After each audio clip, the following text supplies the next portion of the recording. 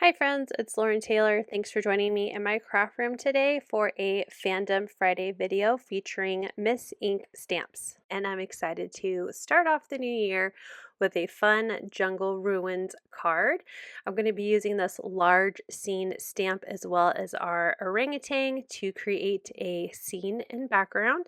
And I'm also going to use the perspective floor stencil to help add in even more dimension into that really fun scene from the stamp set.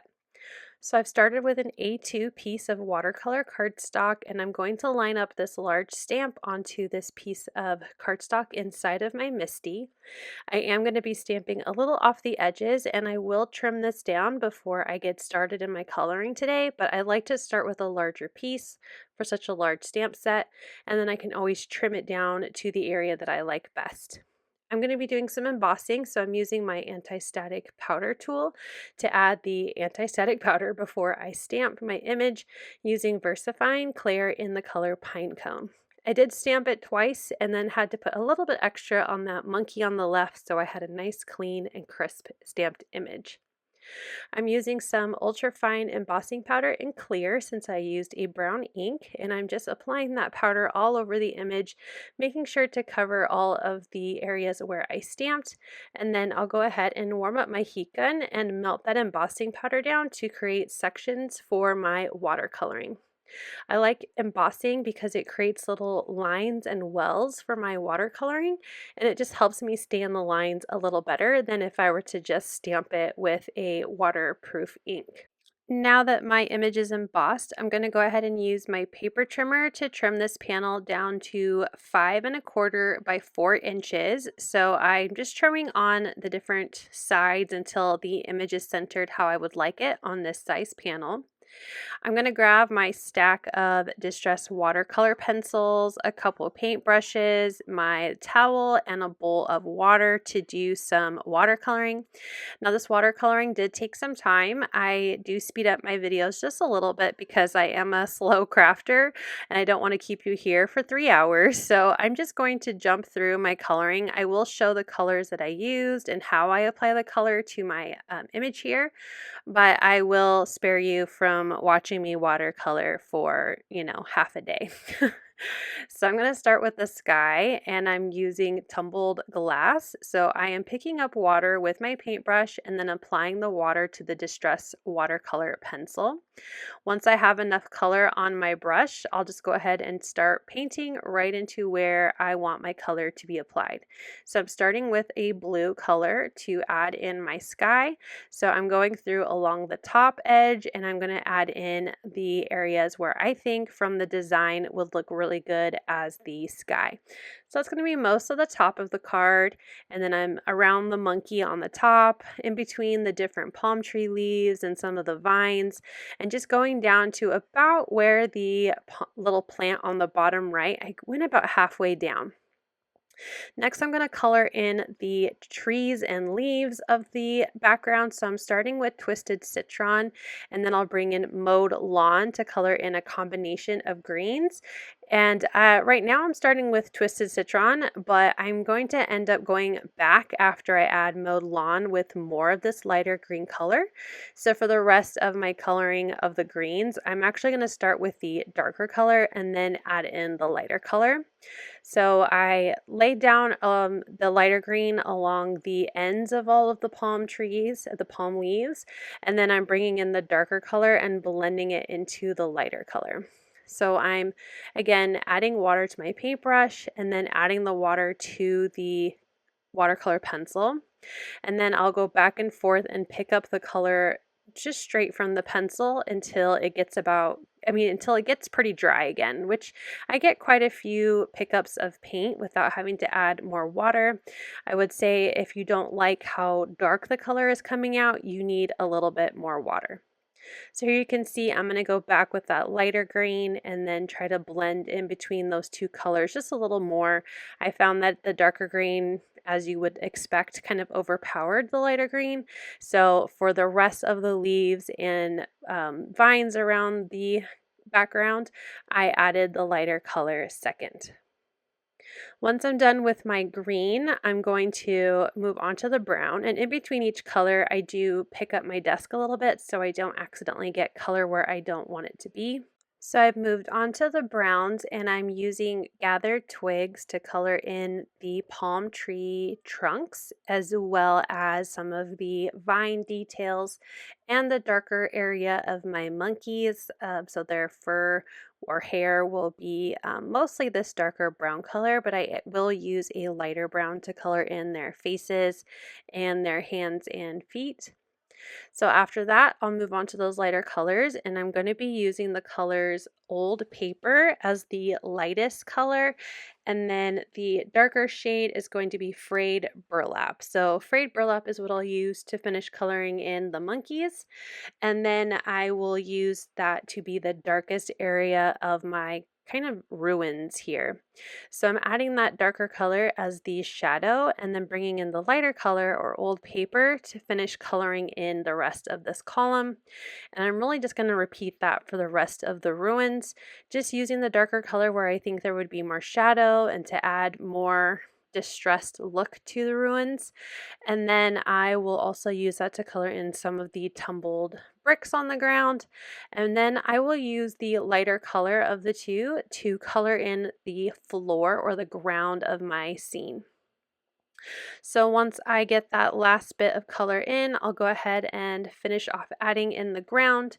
I will say that if you're going to color in a section right next to something you've already colored, you can risk bleeding into sections, into colors you don't want to bleed into. So just keep that in mind when you're changing colors, when watercoloring, to kind of just go to a different area and then come back after it's dried.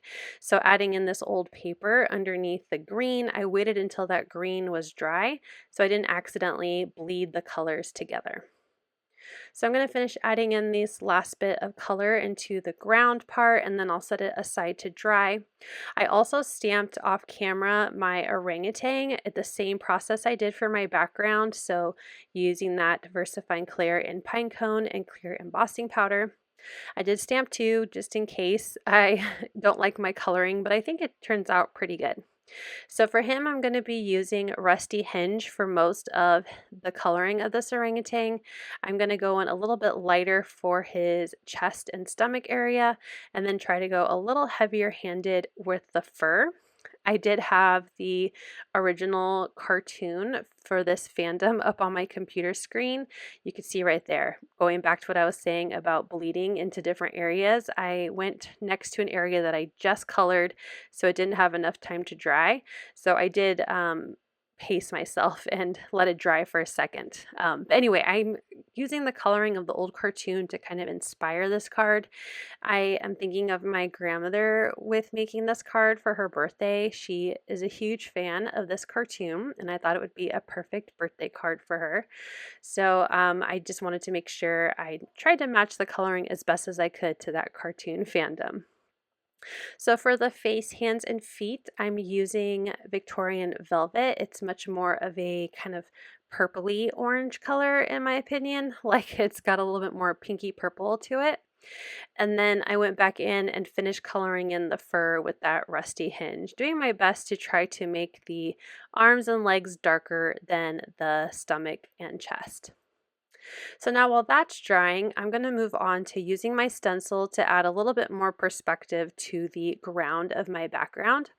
So I'm using that top part of the perspective stencil, kind of has the same cobblestoney look as some of the details already in the stamp. And I didn't do any masking. I'm just going to go in with a small blending brush and Walnut Stain Distress ink and add in that darker color, just trying not to go too heavy into areas where it would be covering the cobblestone ground.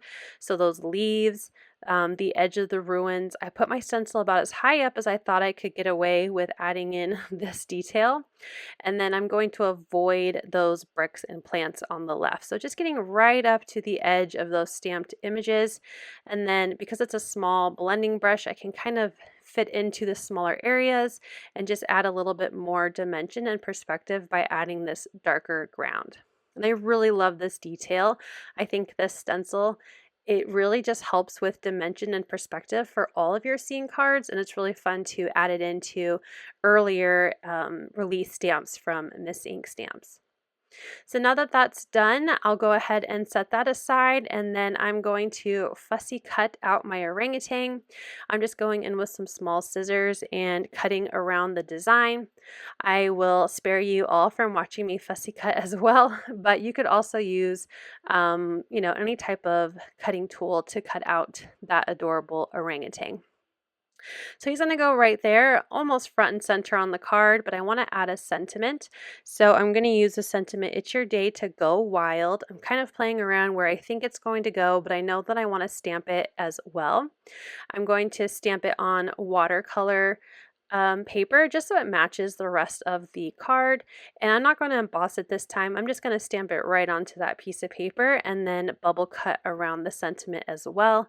So you can see here I'm getting about as close to the sentiment as I did with my orangutan, just to have consistency across the card.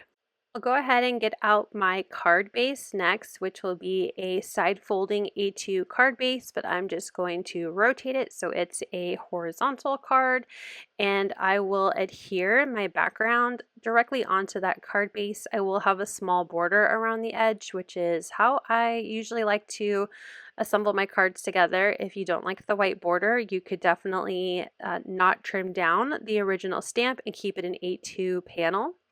Once I have that in place, I'll grab my foam adhesive, and I'm going to add foam adhesive all along the back of my orangutan as well as my sentiment. These are a 2mm thick foam adhesive, and I will use some scissors to trim down my little foam squares so they get into areas like the orangutan's arms and legs, so I can make sure there is stability behind the whole image. I ended up liking my sentiment a little bit higher up and to the right, kind of covering a little bit of my trees, and then I will add my orangutan to the almost center of my image. While I was watercoloring, I did accidentally swipe some of the green into my ground when it was still wet, so I'm using my orangutan as an opportunity to cover some of that green that I could still see on the ground. Now I could call this card done, but I love bling, so I'm going to add a few sequins from my stash. These are lemon lime green, and I thought they matched really well with the twisted citron that I have around the card in the different colored greens of my leaves and plants. So I'm just going to use a pickup tool to add some sequins around the card. Once I like how many I have in their placement, I use the same pickup tool to pick them back up again and glue them down with liquid adhesive. Here's a close-up look at how my Go Wild watercolored and stenciled jungle card turned out. I absolutely love it. I did end up stamping a sentiment in on the inside, and I'll show you that right now. I'm trying to make it a goal for myself to stamp more on the insides of my cards, but I hope you had fun today with this watercolored scene and using the perspective stencil to add to our scenes. Let me know down below if you have this set and if you've combined the stencil with it as well. Thank you so much for watching. I hope you'll click like, and if you're new here, I hope you'll subscribe and come back. As always, you can find everything I use down below in the description box. Thank you and have a wonderful day. Bye!